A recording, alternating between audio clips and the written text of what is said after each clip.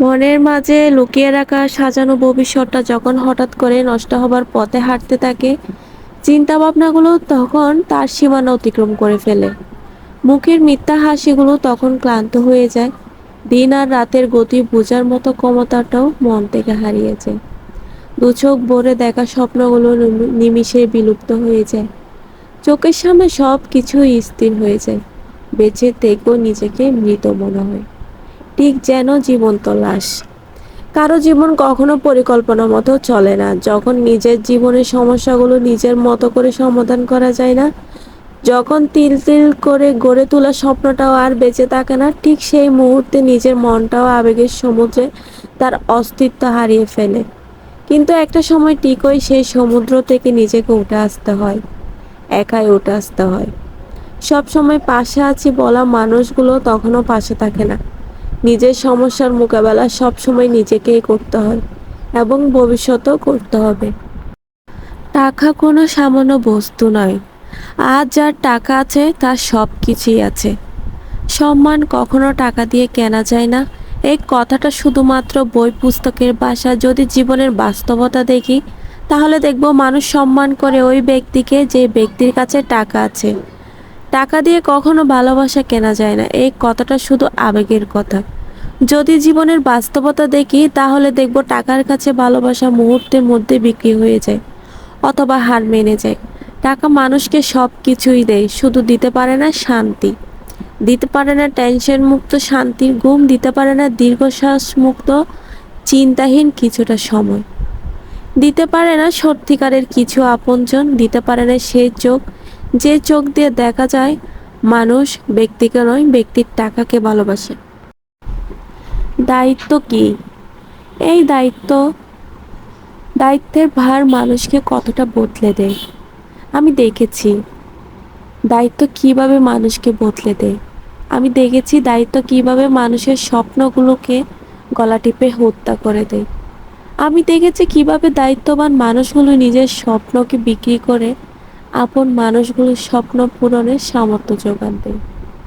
দায়িত্ব রাগী মানুষটিকেও শান্ত করে দেয়। দায়িত্ব শান্ত মানুষটিকে রাগী করে দেয়। দায়িত্ব হাসি খুশিতে ভরপুর থাকা চঞ্চল মনটাকে গম্ভীর করে দেয়। দায়িত্ব কিছু মানুষকে হত্যা করে দেয়।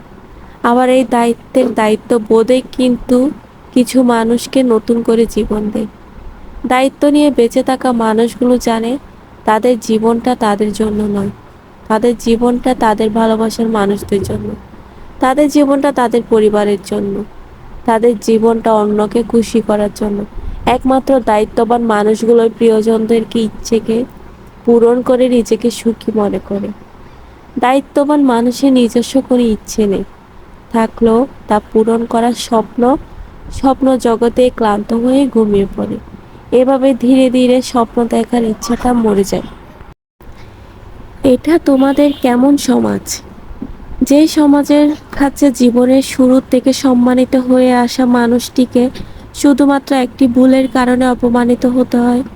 এটা তোমাদের কেমন সমাজ?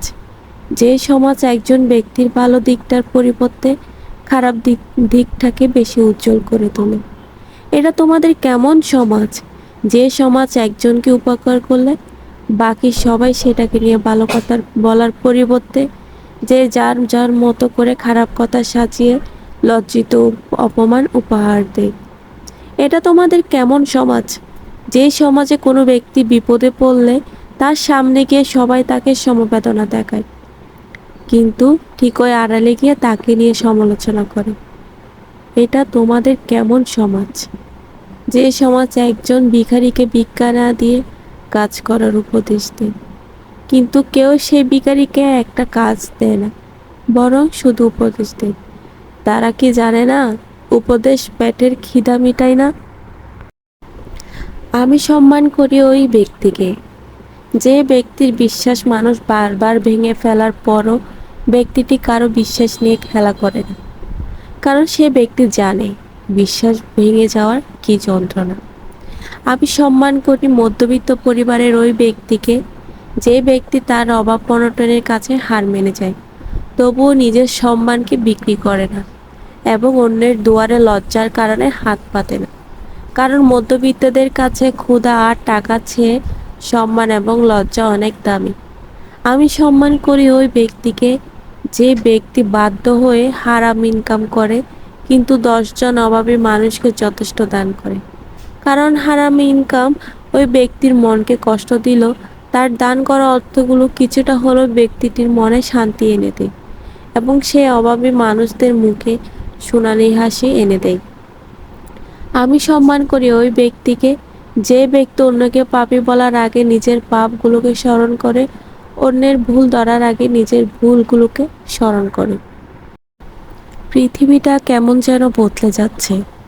কাউকে ভালোবাসলে সে কষ্ট উপহার দেয়, কাউকে সম্মান করলে সে একদিন অসম্মানিত করে, কাউকে সাহায্য করলে সে আড়ালে গিয়ে বোকা বলে উপহাস করে, কাউকে বিশ্বাস করলে সে তার সুবিধা মতো বিশ্বাস নিয়ে খেলা করে। আজ যে সাহায্যকারী ব্যক্তি অসহায় ব্যক্তিকে সাহায্য করছে, একদিন এই অসহায় ব্যক্তিটি সবল চিত্ত হয়ে ওই সাহায্যকারী ব্যক্তিকে ভুলে যাবে। এখন কেউ কারো উপকার করার আগে নিজের স্বার্থের কথা আগে চিন্তা করে, যে কারো বিপদে পাশে দাঁড়ানোর আগে ভেবে দেখে সেখানে গেলে নিজের ক্ষতি হবে কিনা, নিজের স্বার্থে কোনো লাভ হবে কিনা। আজ সম্পর্কের থেকে অর্থকে বেশি দাম দেওয়া হয়। আজ সম্পত্তির লোভের কাছে বিবেক হার মেনে যায়। আজ ক্ষমতার নেশার জন্য মনুষ্যত্বকে মেরে ফেলা হয়। আজ টাকার ওজন দেখে সম্মান মাপা হয়। আজ পোশাক দেখে মানুষ চেনা হয়। এই সব কিছুর মাঝে সত্যিকারের মানুষগুলো আসলে হারিয়ে যায়। যে মানুষটা সবাইকে শান্তি বিলিয়ে বেড়াচ্ছে, একটু খোঁজ নিয়ে দেখো, দিন শেষে সেই মানুষটাই নিজের জন্য শান্তির খোঁজ করে। একজন বেপরোয়া বদমেজাজি অবাধ্য মানুষটার অতীত খুঁজে দেখো, একজন বদ্ধ টাইপের হাসি খুশি মানুষকে দেখতে পাবে।